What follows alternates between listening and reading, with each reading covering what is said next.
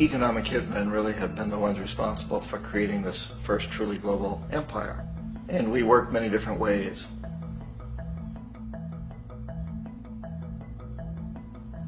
But perhaps the most common is that we will identify a country that has resources our corporations covet, like oil, and then arrange a huge loan to that country from the World Bank or one of its sister organizations. But the money never actually goes to the country. Instead, it goes to our big corporations to build infrastructure projects in that country, power plants, industrial parks, ports, things that benefit a few rich people in that country, in addition to our corporations, but really don't help the majority of the people at all. However, those people, the whole country is left holding a huge debt. It's such a big debt they can't repay it, and that's part of the plan, that they can't repay it. And so at some point, we economic hitmen go back to them and say, listen, you owe us a lot of money, can't pay your debt, so sell your oil real cheap to our oil companies. Allow us to build a military base in your country, or send troops in support of ours to someplace in the world like Iraq, or vote with us on the next UN vote. To have their electric utility company privatized and their water and sewage system privatized and sold to U.S. corporations or other multinational corporations. So there was that whole mushrooming thing, and it's so typical of the way the IMF and the World Bank work. They put a country in debt, it's such a big debt it can't pay it, and then you offer to refinance that debt and pay even more interest. And you demand this quid pro quo, which you call a conditionality or good governance, which means basically that they've got to sell off their resources, including many of their social services, their utility companies, their school systems sometimes, their penal systems, their insurance systems, to foreign corporations. So it's a double, triple, quadruple whammy. The precedent for economic hitmen really began back in the early 50s when democratically elected Mossadegh, who was elected in Iran, he was considered to be the hope for democracy in the Middle East and around the world. He was Time Magazine's Man of the Year. But one of the things that he'd run on and began to implement was the idea that foreign oil companies needed to pay the Iranian people a lot more for the oil that they were taking out of Iran. The Iranian people should benefit from their own oil. Strange policy. We didn't like that, of course. But we were afraid to do what we normally were doing, which was to send in the military. Instead, we sent in one CIA agent, Kermit Roosevelt, Teddy Roosevelt's relative. And Kermit went in with a few $1 million and was very, very effective and efficient. And in a short amount of time, he managed to get Mossadegh overthrown and brought in the Shah of Iran to replace him, who always was favorable to oil. And it was extremely effective. Bombs overflow Tehran. Army officers shout that Mossadegh has surrendered and his regime as virtual dictator of Iran is ended. Pictures of the Shah are paraded through the streets as sentiment reverses. The Shah is welcomed home. So back here in the United States, in Washington, people looked around and said, wow, that was easy and cheap. So this established a whole new way of manipulating countries, of creating empire. The only problem with Roosevelt was that he was a card-carrying CIA agent, and had he been caught, the ramifications could have been pretty serious. So very quickly at that point, the decision was made to use private consultants to channel the money through the World Bank or the IMF or one of the other such agencies, to bring in people like me who worked for private companies, so that if we got caught, there would be no governmental ramifications.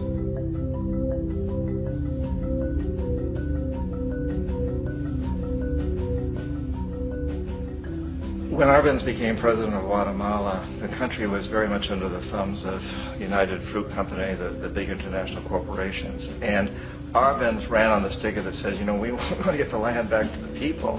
And once he took power, he was implementing policies that would do exactly that, give the land rights back to the people. United Fruit didn't like that very much. And so they hired a public relations firm, launched a huge campaign in the United States to convince the United States people, the citizens of the United States, and the press of the United States, and the Congress of the United States, that Arbenz was a Soviet puppet, and that if we allowed him to stay in power, the Soviets would have a foothold in this hemisphere. And that, at that point in time, was a huge fear on everybody's mind, the Red Terror, the Communist Terror. And so, to make a long story short, Out of this public relations campaign came a commitment on the part of the CIA and the military to take this man out. And in fact, we did. We sent in planes, we sent in soldiers, we sent in jackals, we sent everything in to take him out, and did take him out. And as soon as he was removed from office, the new guy that took over after him basically reinstated everything to the big international corporations, including United Fruit.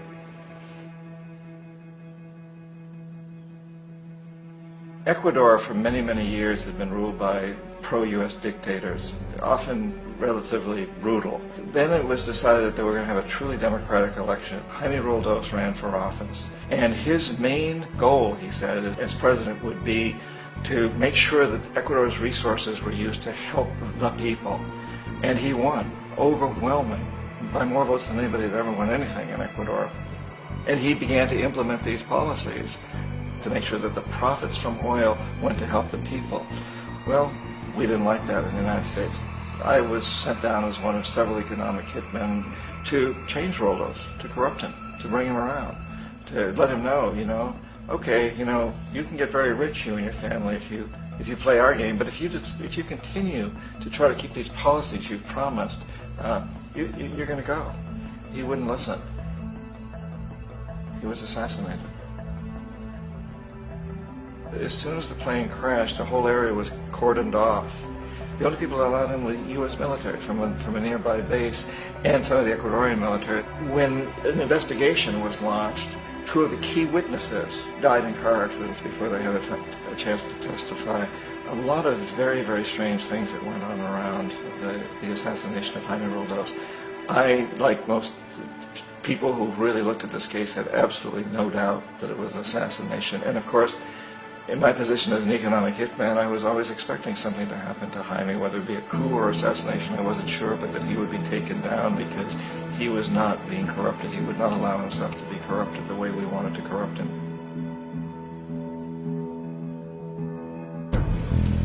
Omar Torrijos, president of Panama, was, one of my favorite people. I really, really liked him. He was very charismatic. He was a guy who really wanted to help his country.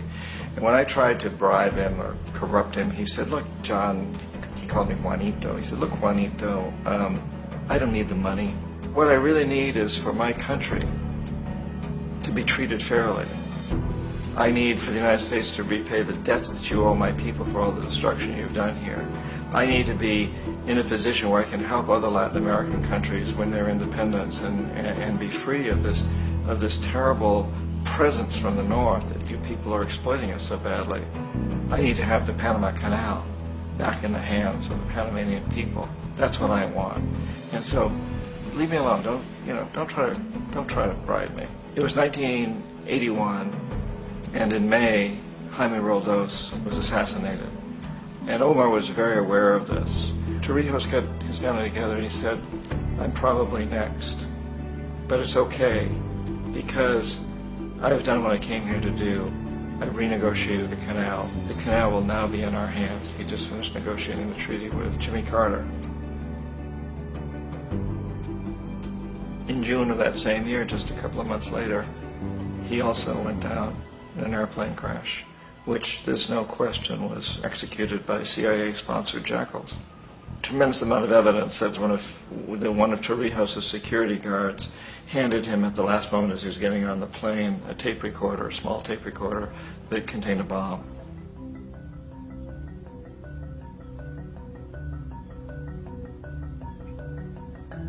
It is interesting to me how this system has continued pretty much the same way for years and years and years, except the economic hitmen have got better and better and better.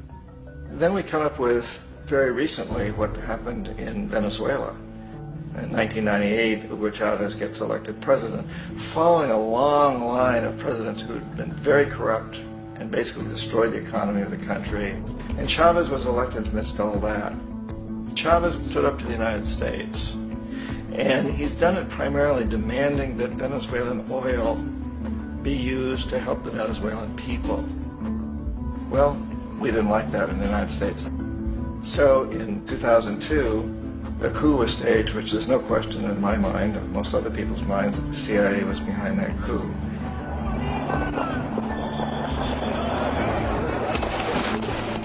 The way that that coup was fomented was very reflective of what Kermit Roosevelt had done in Iran, of paying people to go out into the streets, to riot, to protest, to say this Chavez is very unpopular.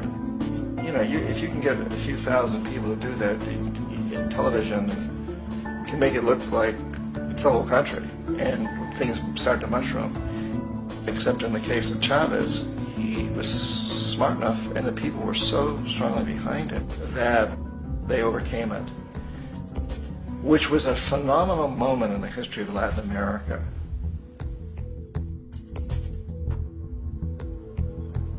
Iraq actually is a perfect example of the way the whole system works. So we economic hitmen are the first line of defense. We go in and we try to corrupt governments and get them to accept these huge loans, which we then use as leverage to basically own them.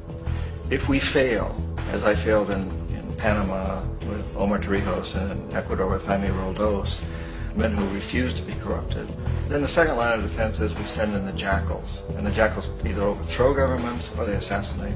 And once that happens and a new government comes in, boy, it's going to toe the line because the new president knows what will happen if he doesn't.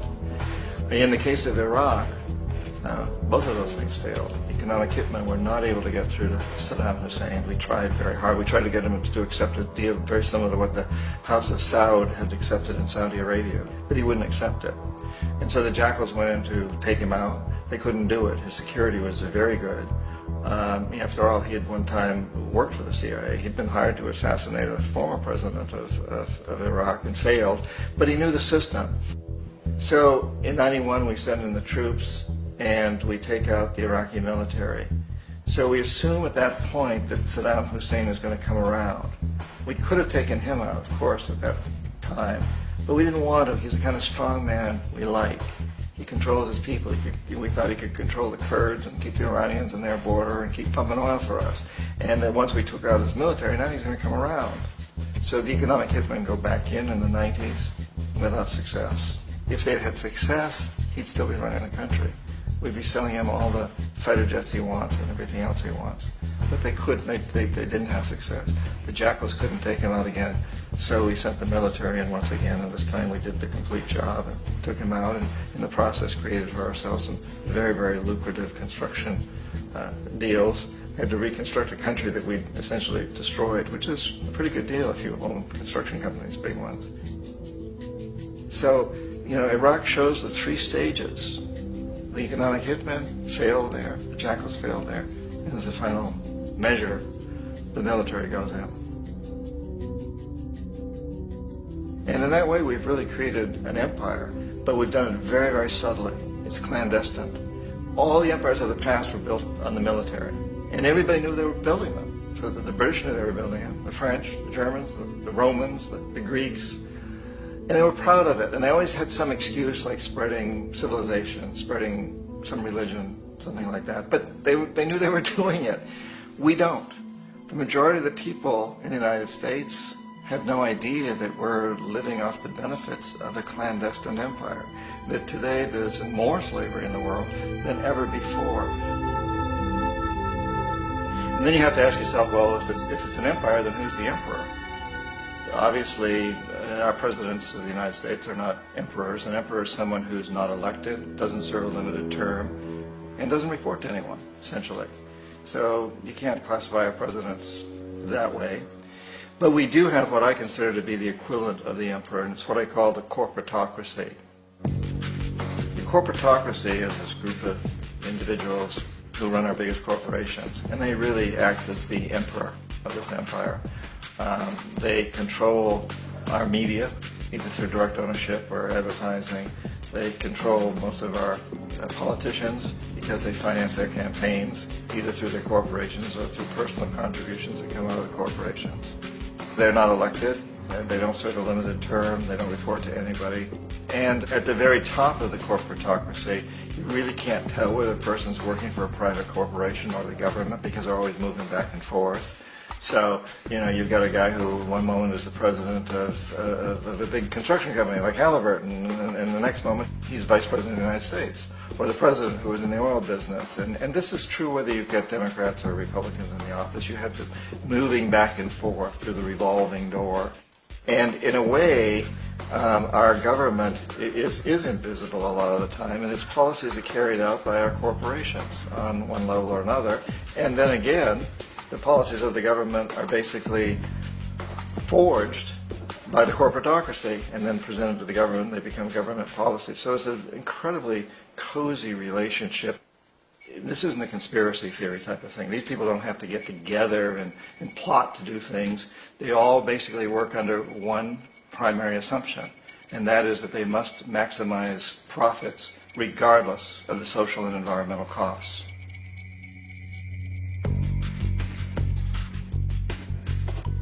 This process of manipulation by the corporatocracy through the use of debt, bribery, and political overthrow is called globalization. Just as the Federal Reserve keeps the American public in a position of indentured servitude through perpetual debt, inflation, and interest, the World Bank and IMF serve this role on a global scale. The basic scam is simple.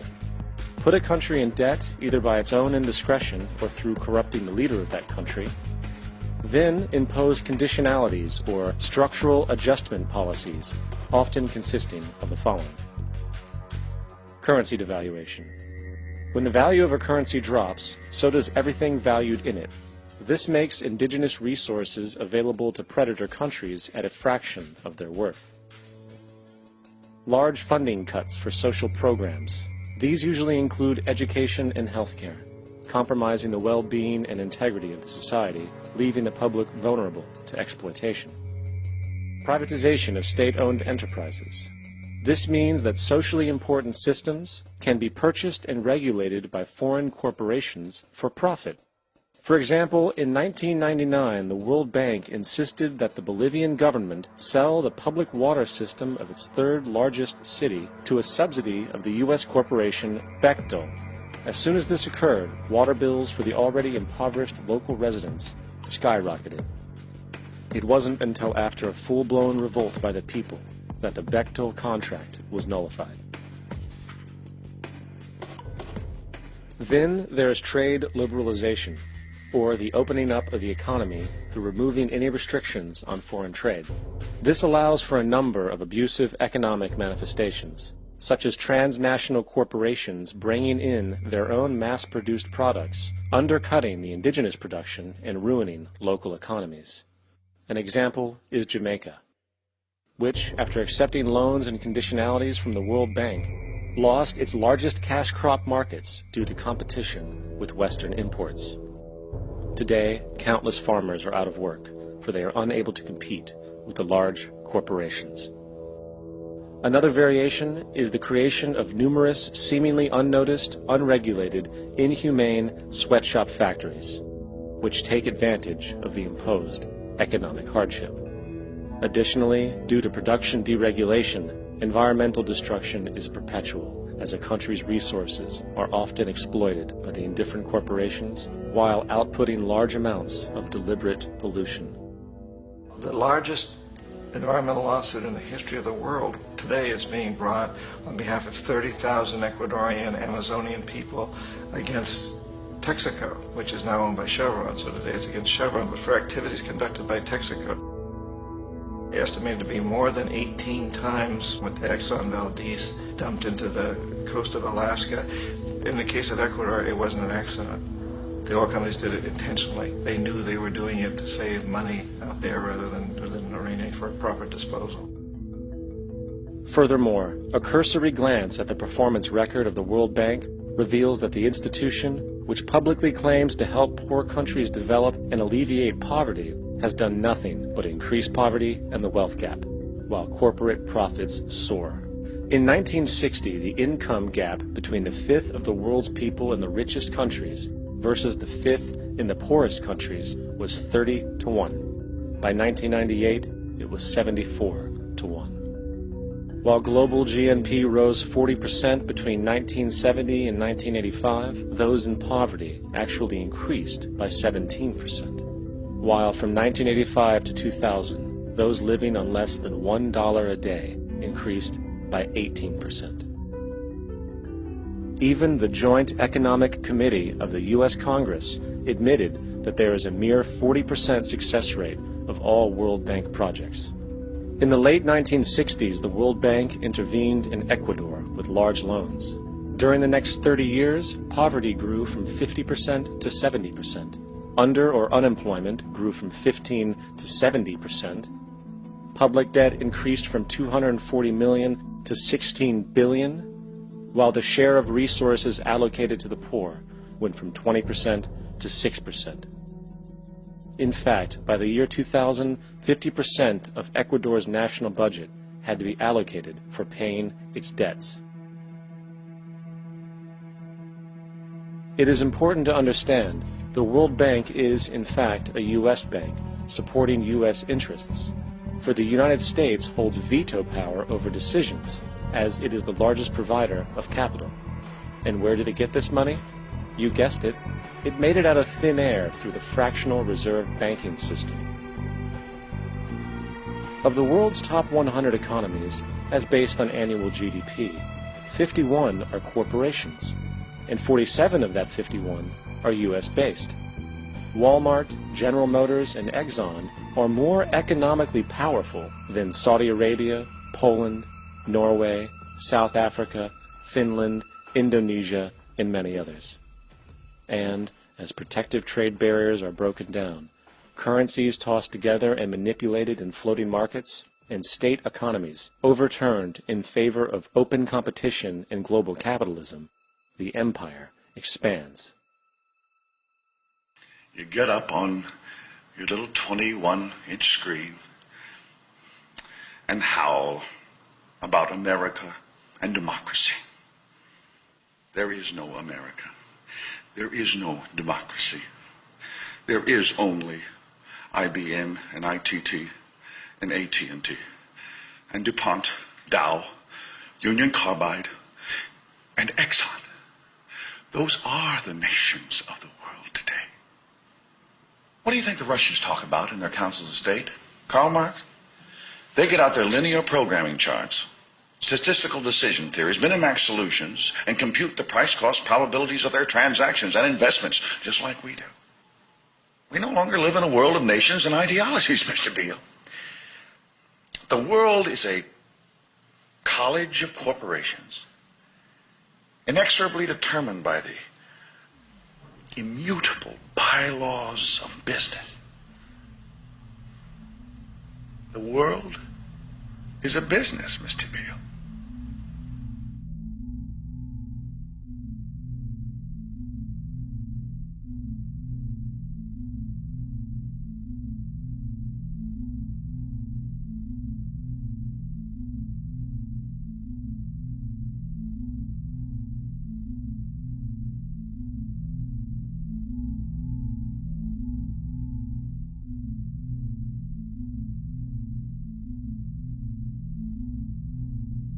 The world is being taken over by a handful of business powers who dominate the natural resources we need to live while controlling the money we need to obtain these resources. The end result will be world monopoly, based not on human life, but financial and corporate power. These so-called counterterrorism measures, of course, have nothing to do with social protection, and everything to do with preserving the establishment amongst the growing anti-American sentiment both domestically and internationally, which is legitimately founded on the greed-based corporate empire expansion that is exploiting the world. The true terrorists of our world do not meet at the docks at midnight or scream Allah Akbar before some violent action. The true terrorists of our world wear $5,000 suits and work in the highest positions of finance, government, and business. So, what do? How do we stop a system of greed and corruption that has so much power and momentum? How do we stop this aberrant group behavior which feels no compassion for, say, the millions slaughtered in Iraq and Afghanistan, so the corporatocracy can control energy resources and opium production for Wall Street profit?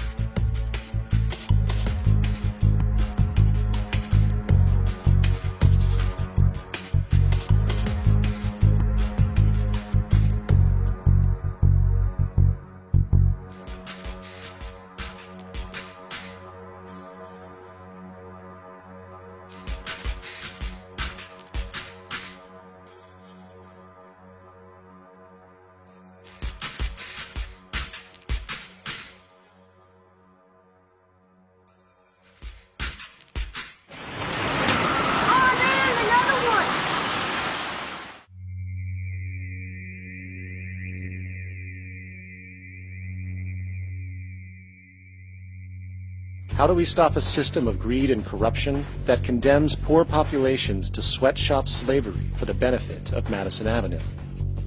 Or that engineers false flag terror attacks for the sake of manipulation?